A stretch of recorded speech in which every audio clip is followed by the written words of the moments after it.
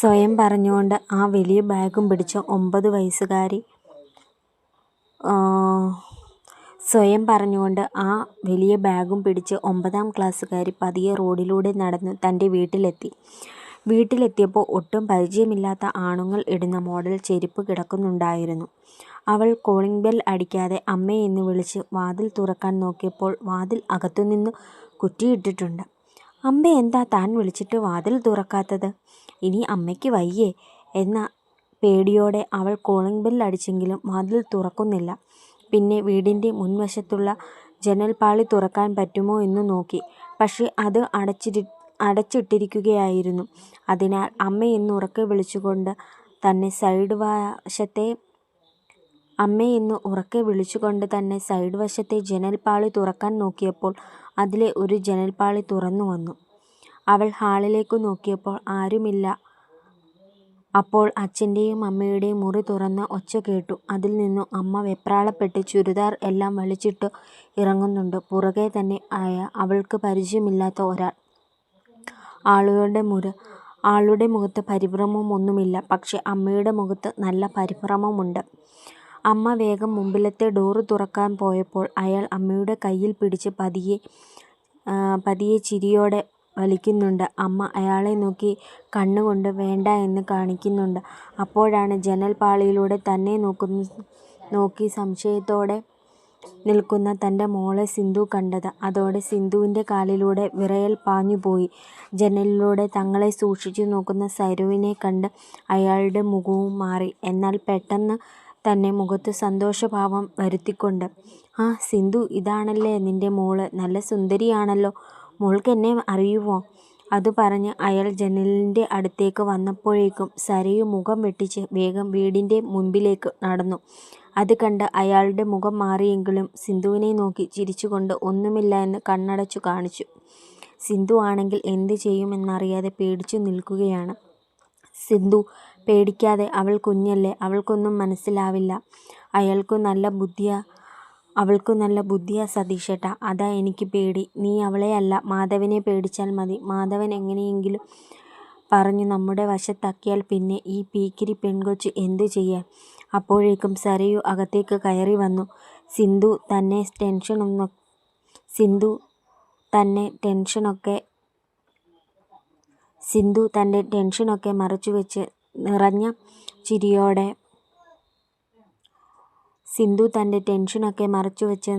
ചിരിയൊക്കെ വരുത്തി അവളുടെ അടുത്തേക്ക് ചെന്നു. സതീശനും വേഗം അവരുടെ അടുത്ത് ചെന്ന് സരയുവിൻ്റെ ഷോൾഡറിൽ കൈ വെക്കാൻ നേരം അവൾ ആ കൈ തട്ടി എറിഞ്ഞു.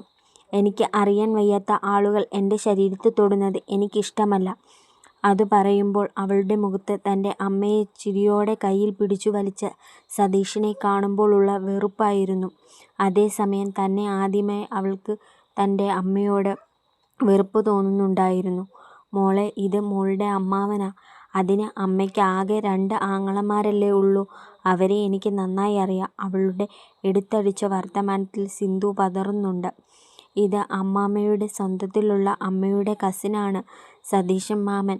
മോളുടെ വല്യച്ഛൻ്റെയും അമ്മാവൻ്റെയും മക്കൾ മോളുടെ കസിൻ. അതുപോലെ അമ്മയുടെയും കസിൻ. എന്നിട്ട് ഇത്രയും നാളും ഇയാളെ ഇവിടെ കണ്ടില്ലല്ലോ. അങ്ങനെ ഒരു ചോദ്യം അവർ പ്രതീക്ഷിച്ചിരുന്നില്ല. മോളെ, കുറച്ചുനാൾ അങ്കിൾ നോർത്ത് ഇന്ത്യയിൽ ആയിരുന്നു. ഇപ്പോൾ 2-3 മാസമായി നാട്ടിലെത്തിയിട്ട്. എന്നിട്ട് അപ്പോൾ വരാത്ത കുറേ നാളിൽ ഇന്നെന്താ വന്നത്? അതുമാത്രവുമല്ല, അമ്മ ഇത്രയും നാളായിട്ട് പിന്നീടൊരാളെക്കുറിച്ച് പറഞ്ഞിട്ടില്ലല്ലോ. ഇങ്ങനെ ഒരാളെക്കുറിച്ച് പറഞ്ഞിട്ടില്ലല്ലോ. എടീ, മതി, നിർത്ത്. നീ എന്തോ പോലീസാണോ ഇങ്ങനെ ചോദ്യം ചെയ്യാൻ? കുറേ നേരമായി അവളുടെ ഒരു ചോദ്യം ചെയ്യൽ. ഞാൻ നിൻ്റെ അമ്മയാ. എനിക്കറിയാം എന്ത് ചെയ്യണമെന്ന്. നീ എൻ്റെ അമ്മായിയമ്മയാവാൻ നിൽക്കല്ലേ. സിന്ധു അവസാനത്തെ അടവെന്നതുപോലെ ദേഷ്യമങ്ങ് പുറത്തെടുത്തു. അതോടെ സരയു ഒന്നും മിണ്ടാതെ മുറിയിലേക്ക് കയറിപ്പോയി. അവളുടെ പോക്ക് കണ്ട് സിന്ധുവിന് സമാധാനം തോന്നി. അവൾ സമാധാനത്തോടെ സതീശനെ നോക്കി. ചേട്ടാ, ഇവിടെയുള്ള കൂടിക്കാഴ്ച നടക്കില്ലേട്ടോ. എനിക്ക് പേടിയാ. ഇപ്പോൾ അവളുടെ സ്ഥാനത്ത് മാധവേട്ടനാണ് വരുന്നതെങ്കിലോ? എന്നെ കൊന്നേനെ. ഇവിടെ വേണ്ടെങ്കിൽ വേണ്ട. ഈ നാട്ടിൽ ഹോട്ടൽ മുറികൾ പഞ്ഞമില്ലല്ലോ. നമുക്ക് വേണമെങ്കിൽ റിസോർട്ടും എടുക്കാം. സതീശന്റെ സംസാരം കേട്ട് സിന്ധുവിന് നാണിച്ചു നിന്നു. ആ സമയം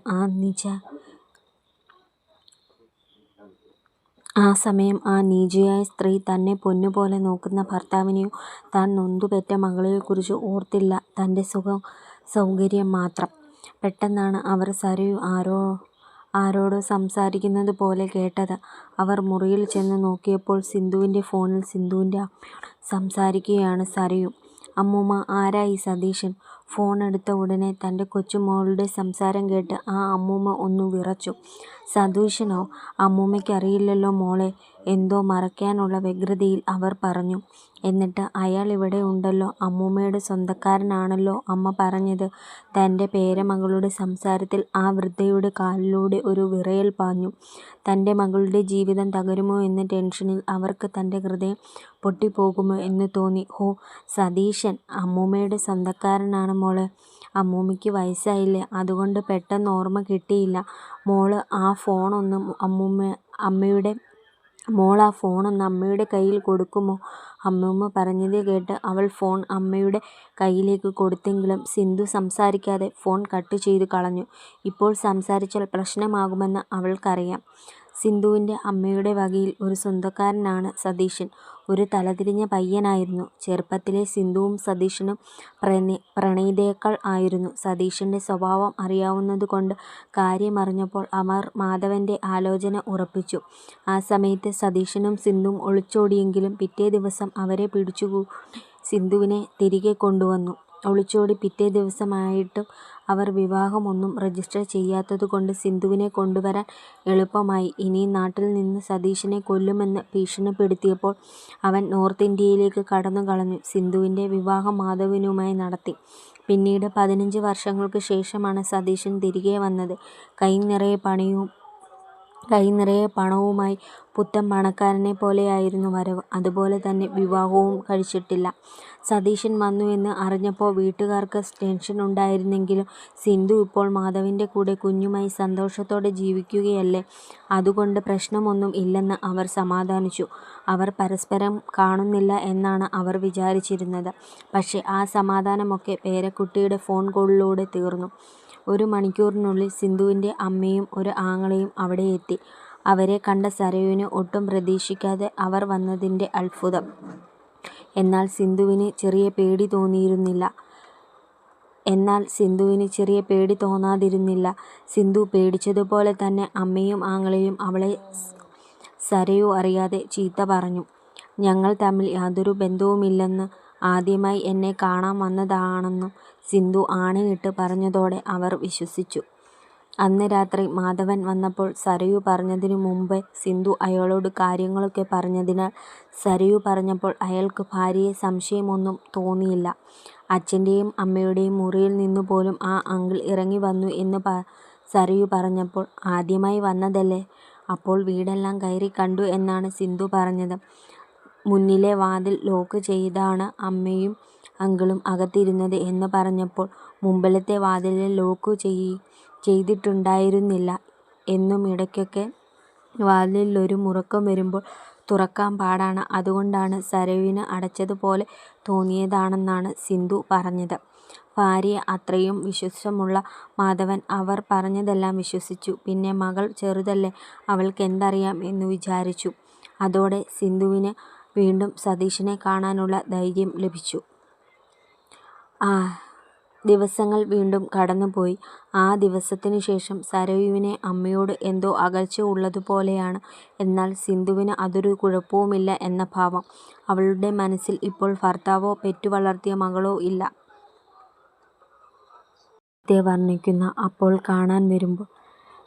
തൻ്റെ സൗന്ദര്യത്തെ വർണ്ണിക്കുന്ന എപ്പോൾ കാണാൻ വരുമ്പോഴും കൈ നിറയെ പൈസ നോക്കാതെ സമ്മാനമായി വരുന്ന തൻ്റെ പഴയ പ്രണയമായ സതീശനാണ്.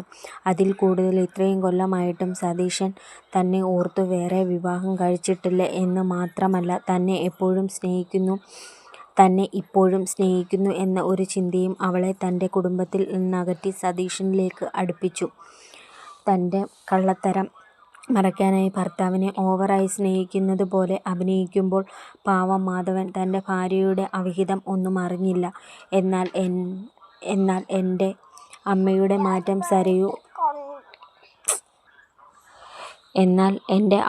മാറ്റം സരയു നിരീക്ഷിക്കുന്നുണ്ട്. പക്ഷെ അച്ഛനോട് പറഞ്ഞിട്ട് കാര്യമില്ല. അച്ഛൻ അത് മനസ്സിലാക്കുന്നില്ല. ഒരു ബുധനാഴ്ച മാധവൻ കടയിലിരിക്കുകയാണ്. "ഹോ, നീ കടയിലുണ്ടായിരുന്നോ? ഞാനോർത്തു ഇന്നു നീ കട അടച്ചിരിക്കുകയായിരുന്നൂന്ന്." "അപ്പോൾ അതാരാ?" മാധവൻ്റെ ഒരു കൂട്ടുകാരൻ കടയിൽ വന്നപ്പോൾ സംശയത്തോടെ പറഞ്ഞു. "നീ എന്താടാ ഈ പറയുന്നത്? എനിക്കൊന്നും മനസ്സിലാകുന്നില്ല." കൂട്ടുകാരൻ എന്തോ പറയുന്നു. അത് കേട്ട് മാധവൻ ചോദിച്ചു, "എടാ, ഞാനിന്ന് സിന്ധു ഒരു കാറിൽ കയറി പോകുന്നത് കണ്ടിരുന്നു. വളരെ കളിച്ചു ചിരിച്ചു സന്തോഷത്തോടെ പോകുന്നത് കണ്ടപ്പോൾ നീയാണെന്ന് വിചാരിച്ചു. പക്ഷെ ഡ്രൈവിംഗ് സീറ്റിലിരുന്ന ആരാന്ന് കണ്ടില്ല. നിനക്ക് ആള് തെറ്റിയതായിരിക്കും. അവൾ വീട്ടിലുണ്ട്." "അല്ലടാ, അവൾ ഇളം മഞ്ഞ സാരിയൊക്കെ ഉടുത്ത്. എനിക്കവളെ കണ്ടാൽ അറിയില്ലേ? ചിലപ്പോൾ അവളുടെ ആങ്ങളമാര് കൂടെ പോയതായിരിക്കും. നീ ഒന്ന് അവളെ വിളിച്ചു നോക്ക്." "നിന്റെ ഒരു കാര്യം, അവൾ വീട്ടിലുണ്ട്." കൂട്ടുകാരൻ പറഞ്ഞത് അനുസരിച്ച് മാധവൻ ഫോൺ വിളിച്ചു. ആദ്യ കോളിൽ അവൾ ഫോൺ എടുത്തില്ല. അതിൽ മാധവന് അസ്വാഭാവികത ഒന്നും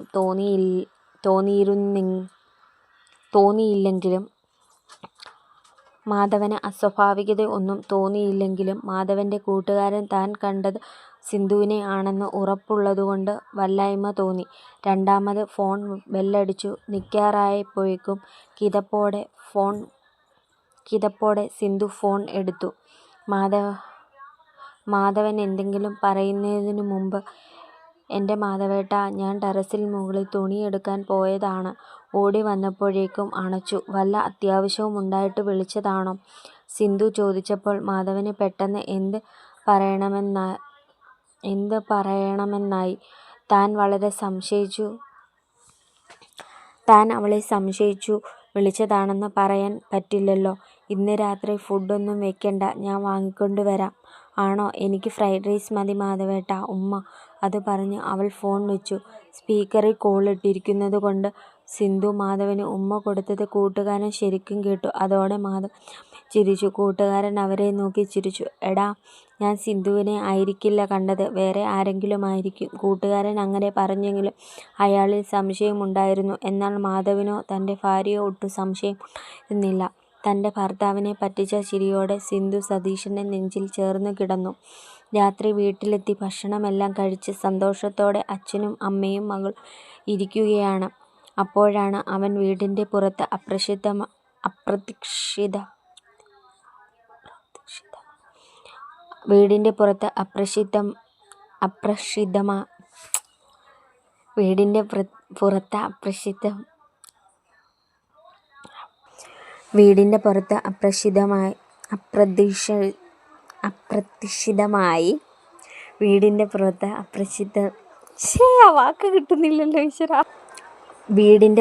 അപ്രതീക്ഷിതമായി അഴയിൽ വിരിച്ചിട്ടിരിക്കുന്ന മഞ്ഞ സാരി കണ്ടത്. അത് കണ്ടപ്പോൾ ആദ്യമായി മാധവൻ്റെ മനസ്സിൽ ഒരു സംശയം ഉടലെടുത്തു. "സിന്ധു, ഈ നല്ല സാരി എന്താ പുറത്തിട്ടിരിക്കുന്നത്? നീ ഇന്ന് എവിടെയെങ്കിലും പോയിരുന്നോ?" പെട്ടെന്നുള്ള അവൻ്റെ ചോദ്യത്തിൽ സിന്ധു ആകെ വിയർത്തു. "എന്താ മാധവേട്ടാ, ഒരു സാരി വിരിച്ചിരിക്കുന്നതിനാണ് ഇനി ആരൊക്കെ അനുവാദം ചോദിക്കണം? എന്താ മാധവേട്ടനും തുടങ്ങിയോ?" മകളെപ്പോലെ സംശയം. പെട്ടെന്ന് എന്തുത്തരം പറയണമെന്ന് അറിയാതെ സിന്ധു ദേഷ്യത്തിൻ്റെ മുഖംമൂടി എടുത്തണിഞ്ഞു. പക്ഷെ അത് മാധവനിൽ സംശയം കൂട്ടുകയാണ് ചെയ്തത്. പിന്നെ മാധവൻ സിന്ധുവിനെ നിരീക്ഷിക്കാൻ തുടങ്ങി. സിന്ധു എന്തോ കള്ളത്തരം ചെയ്യുന്നുണ്ട്. തന്നോട് എന്തോ മറയ്ക്കുന്നുണ്ടെന്ന് അവന് മനസ്സിലായി. മാധവൻ ഒരു ആവശ്യത്തിനായി ടൗണിലേക്ക് പോയിരിക്കുകയാണ്.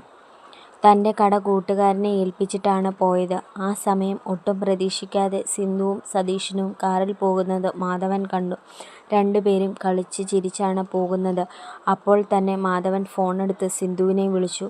അപ്പോൾ ഓടിക്കൊണ്ടിരുന്ന കാറ് സ്ലോവാകുകയും ഒരു സൈഡിൽ നിർത്തുകയും ചെയ്തു. "ഞാൻ TV കാണുകയായിരുന്നു മാധവേട്ടാ. അതാ ഫോൺ എടുക്കാൻ വൈകിയത്. എന്താ മാധവേട്ടൻ വിളിച്ചത്? " ഫോൺ എടുത്ത ഉടനെ ഒരു ഉളുപ്പുമില്ലാതെ അവൾ പറഞ്ഞു. "ഞാനിന്ന് വരാൻ വൈകും. അത് പറയാൻ വിളിച്ചതാ. അധികം വൈകല്ലേ മാധവേട്ടാ, ഞാൻ കാത്തിരിക്കും. " ഇത്രയും നാളും അവളുടെ ഈ കൊഞ്ചിയുള്ള സംസാരത്തിൽ അവന് സന്തോഷമായിരുന്നെങ്കിൽ ആദ്യമായി അപ്പോൾ അറപ്പ് തോന്നി. വേഗം ചെന്ന് അവളെ കാറിൽ നിന്നും പിടിച്ചിറക്കി വെട്ടിക്കൊല്ലാനാണ് അവന് തോന്നിയത്. പക്ഷേ തന്നെ വേണ്ടാത്തവർക്ക് വേണ്ടി തൻ്റെയും മകളുടെയും ജീവൻ കളയേണ്ട ആവശ്യമില്ലല്ലോ. തെളിവോടെ തന്നെ അവളുടെ വീട്ടുകാരെ അറിയിക്കണം. അതിനാൽ കാറിൻ്റെ പിറകെ അവൻ അവരറിയാതെ ഫോളോ ചെയ്തു. അവർ പോയത് നേരെ ഒരു ലോഡ്ജിലേക്കാണ്. അതെല്ലാം കണ്ട് അവന് ശരിക്കും ഭാര്യയോട് അറപ്പ് തോന്നുന്നുണ്ട്. അതുപോലെ തന്നെ തൻ്റെ മകളെ വിശ്വസിക്കാത്തതിനുള്ള കുറ്റബോധവും. ചിരിച്ചു കളിച്ച് സതീശൻ്റെ കൈയും ചുറ്റിപ്പിടിച്ചുകൊണ്ട് ലോഡ്ജ് മുറിയിലേക്ക് പോകുന്ന തൻ്റെ ഭാര്യയെ അവൻ അറപ്പോടെയും വെറുപ്പോടെയും നോക്കി നിന്നു. അവൻ അപ്പോൾ തന്നെ അവളുടെ 2 ആങ്ങളമാരെയും വിളിച്ചു വരുത്തി. കാര്യമറിഞ്ഞ് അവർ വളരെ ഒരു നടുക്കത്തോടെയും വ്യഗ്രതയോടെയുമാണ് മാധവൻ്റെ അടുത്തേക്ക് വന്നത്. അവർ വരുന്നത് കണ്ട് മാധവൻ ഒന്നും പറയാതെ സിന്ധുവും സതീശനും എടുത്തിരിക്കുന്ന മുറിയിലേക്ക് പോയി. തങ്ങളുടെ പ്രണയലീലകൾക്ക് തടസ്സം വന്നപ്പോൾ സതീശൻ്റെയും സിന്ധുവിൻ്റെയും മുഖത്ത് അസ്വസ്ഥത പടർന്നു. എന്തൊരു ശല്യമാണിത്! ആസ്വദിച്ചു വന്നപ്പോഴേക്കും ഒരു കുടുംബിനിയിൽ നിന്നും വേശ്യ സ്ത്രീയിലേക്കുള്ള മാറ്റത്തോടെ അവളുടെ പുലമ്പൽ കേട്ട്. "ഇപ്പോ വരാം മോളെ. ആരാണെന്ന് നോക്കട്ടെ. മിക്കവാറും ഫുഡ് കൊണ്ടുവന്നതായിരിക്കും. " കള്ളച്ചിരിയോടെ സതീശൻ എഴുന്നേറ്റ് മുണ്ടുടുത്ത് വാതിൽ തുറന്നു. എന്തോ തെറിച്ചു വീഴുന്ന ഒച്ച കേട്ടാണ് സിന്ധു വേഗം ബെഡ്ഷീറ്റ് എടുത്ത് ശരീരം മറച്ചുകൊണ്ട് എഴുന്നേറ്റപ്പോൾ തന്നെ കൊല്ലാനുള്ള കലിയോടെ തൻ്റെ ആങ്ങളമാർ. അതിൽ കൂടുതൽ അവൾ ഞെട്ടിയത് ഇതെല്ലാം കണ്ട് മിണ്ടാതെ നിൽക്കുന്ന മാധവനെ കണ്ടിട്ടാണ്. അവൻ്റെ കണ്ണിലുള്ള വെറുപ്പും അറപ്പും കണ്ട് അവൾ തല കുനിച്ചു. അവൾ വേഗം തൻ്റെ ഡ്രസ്സ് എടുത്ത് ബാത്റൂമിലേക്ക് ഓടിക്കയറി. ബാത്റൂമിൽ വിറയലോടെ നിൽക്കുമ്പോൾ സതീശനെ ആങ്ങളമാർ തല്ലുന്നതിൻ്റെ ഒച്ചയും അവൻ്റെ ആർത്തനാദവും കേൾക്കുന്നുണ്ടായിരുന്നു. അവസാനം അവൾ ഗതികെട്ട് ബാത്റൂമിൽ നിന്നും ഇറങ്ങി വന്നു. "തൊട്ടുപോകരുത് എൻ്റെ സതീശേട്ടനെ. " അവൾ പറയുന്നത് കേട്ട് ആങ്ങളമാർ വെറുതെ ദേഷ്യത്തോടെ അവളുടെ അടുത്തേക്ക് ചെന്നു. "എടീ ഒരുമ്പോട്ടോളെ" എന്ന് വിളിച്ച് ഒരാങ്ങള അവളുടെ കഴുത്തിൽ കുത്തിപ്പിടിച്ചു. അവൾ ശ്വാസം മുട്ടി ചാകുമെന്നായപ്പോൾ അയാൾ അവളുടെ കഴുത്തിൽ നിന്നും കൈവിട്ടു. അവൾ ശ്വാസം കിട്ടാതെ അണച്ചുപോയി. വീണ്ടും തല്ലാൻ പോയ നേരം, "നിങ്ങൾ എന്തിനാ എന്നെ തല്ലുന്നത്? നിങ്ങൾ കാരണമാണ് എനിക്ക് ഈ അവസ്ഥ വന്നത്. എനിക്ക്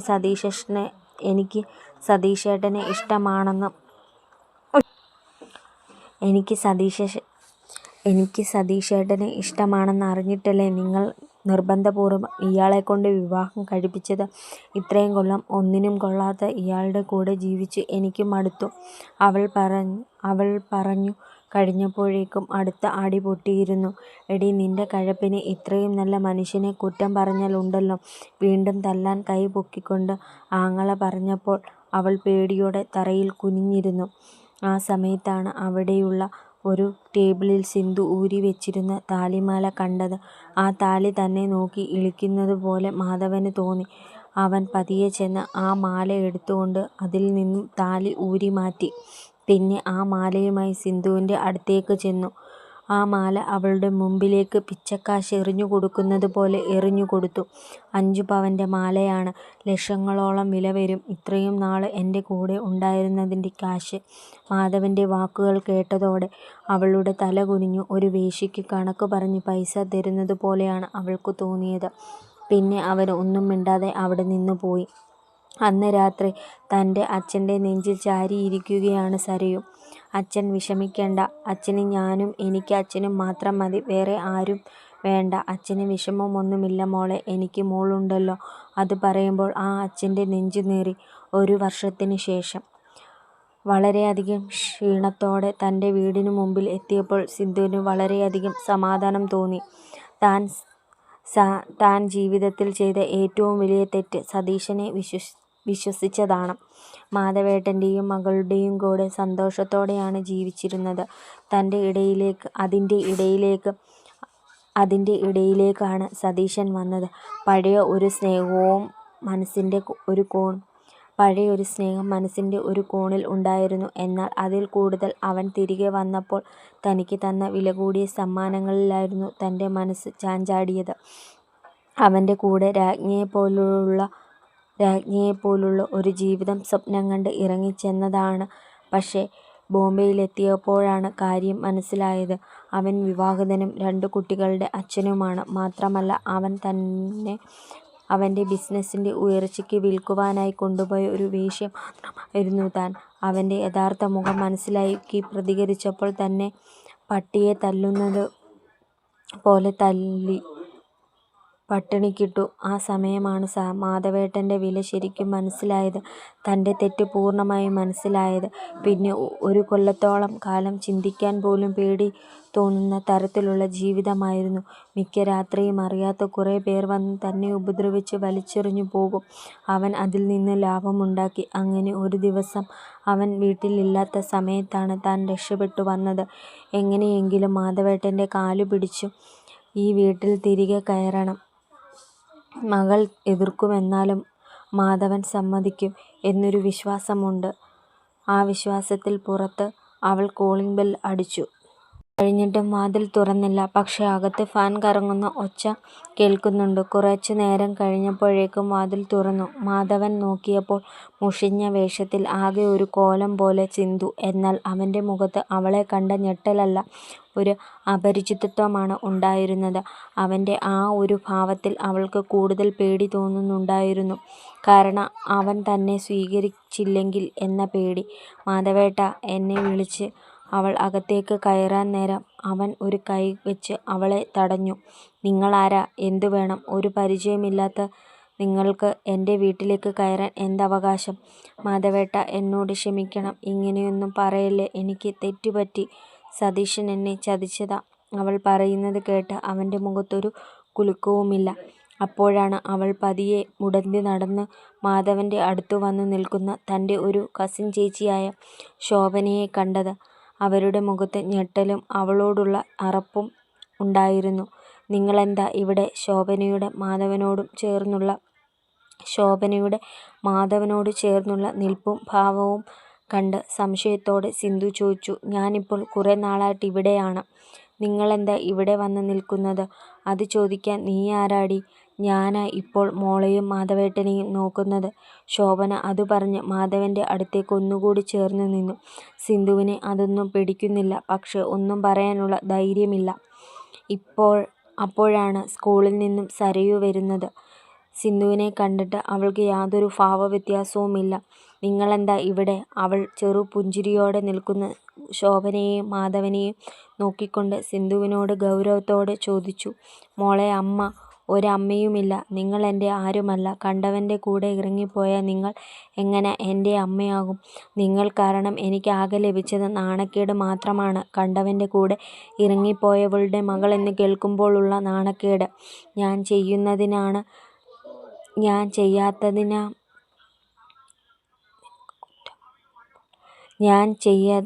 ചെയ്തതിനാണ് നിനക്ക് കുറ്റം. അപ്പോൾ നിൻ്റെ അച്ഛൻ ഇവരും ബന്ധമോ? പിന്നെ നോക്കാനെന്ന് പറഞ്ഞ് ഇവർ വരുന്നത് നിൻ്റെ അച്ഛൻ്റെ കൂടെ? സിന്ധു ദേഷ്യത്തോടെ ശോഭനയെ നോക്കി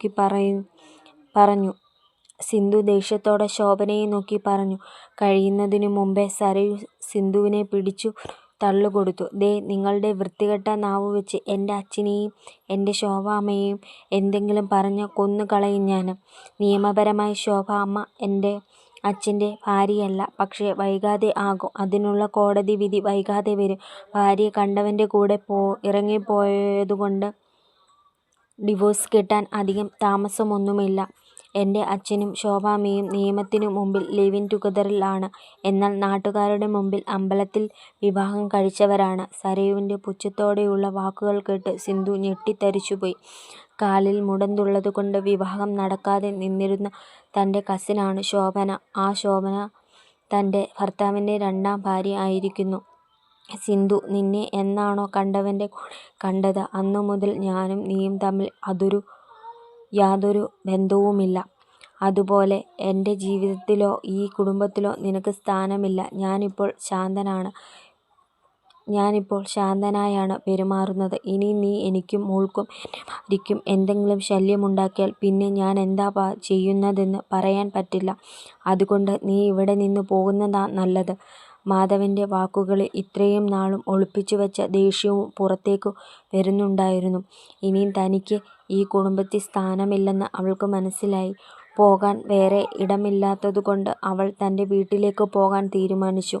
തൻ്റെ അമ്മയ്ക്കും തന്നെ ഉപേക്ഷിക്കാൻ പറ്റില്ലല്ലോ എന്നൊരു ഉറപ്പോടെ അവൾ വീട്ടിലേക്ക് നടന്നു. തിരികെ പോകുന്ന വഴി താൻ നഷ്ടപ്പെടുത്തിയ സ്വർഗത്തിലേക്ക് അവൾ നഷ്ടബോധത്തോടെ ഒന്ന് നോക്കി. അവിടെ താൻ വന്നതുപോലെ ശ്രദ്ധിക്കാതെ ശോഭനയും സരയുവിനെയും ചേർത്തു പിടിച്ചു പുഞ്ചിരിയോടെ നിൽക്കുന്ന മാധവൻ ഉണ്ട്. അവസാനിച്ചു.